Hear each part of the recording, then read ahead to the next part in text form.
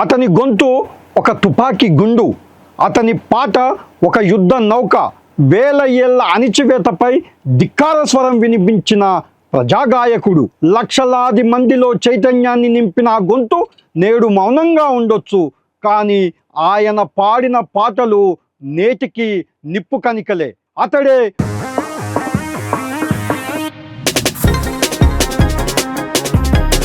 విప్లవ సాంస్కృతిక సారథి అరుణోదయ రామారావు.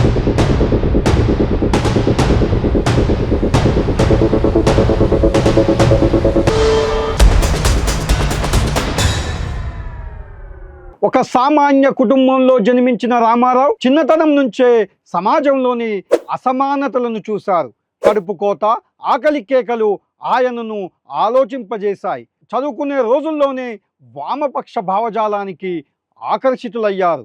రామారావుకి పాట అంటే కేవలం వినోదం కాదు, అది ఒక విప్లవ ఆయుధం. కళ కోసం కాదు, కళ ప్రజల కోసం అని నమ్మిన మనిషి ఆయన.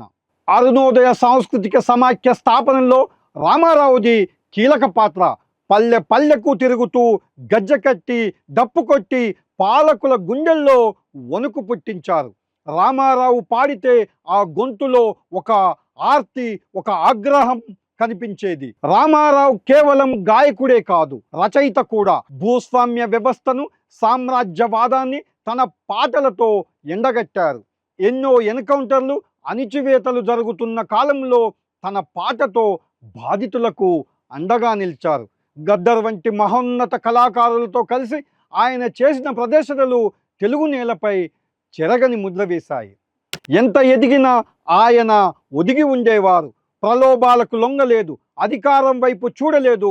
తన చివరి శ్వాస వరకు ప్రజా పక్షపాతిగానే మిగిలారు. ఆయన భౌతికంగా మన మధ్య లేకపోయినా పీడిత ప్రజల గొంతులో పాటై ఆయన జీవించే ఉంటారు.